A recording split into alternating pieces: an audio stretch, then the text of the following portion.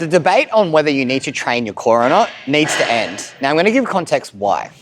The core, like everything else, needs to be trained and it needs to be progressed. You get some people that are on one side of the fence that say, you do your big compound lifts, your squats, your bench press, your deadlift. You don't need to train your core because you get all the stimulus you need. Now, think about it like this. If I wanted to train my biceps or my quad, it'd be like walking up to a bodybuilder and being like, hey man, how do I train my biceps? And they're like, mate, don't train your biceps. Don't do any isolated work. It doesn't really make sense. Now, I get the other argument of it, that doing sit-ups over and over and over again isn't necessarily gonna make your core stronger.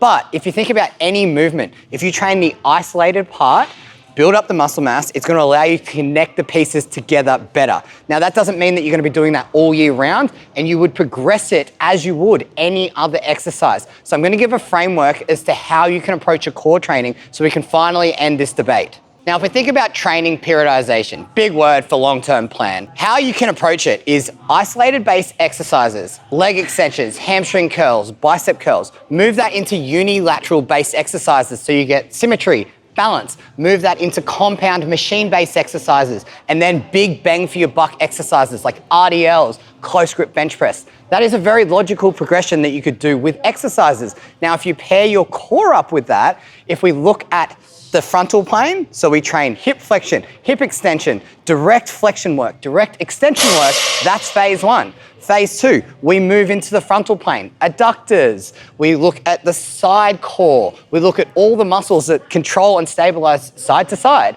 Then we move into anti-rotation or anti-extension and anti-flexion based exercises, pull-off presses, lateral bends, all those types of exercises. Then you move into resisted base core exercises. Now, if we actually start to look at core-based training like this, now we start to move into a world where it makes more sense. As a new lifter in the gym, you may not want to get bogged down in the nuance of it. So yes, build a technical base to start. But as you start to progress as a lifter, you're going to get dominant in extension-based patterns. So one of the best ways that you can offset it from a prehab and a rehab standpoint is actually building up all the components around the midsection, which is core training. So we need to end this debate on whether you need to train your core or not, because you absolutely do. It's just contextual to the type of training you're doing and the phase that you're in. I've got a post coming up later this week that's going to show some really valuable core-based exercises and put this into a bit more context.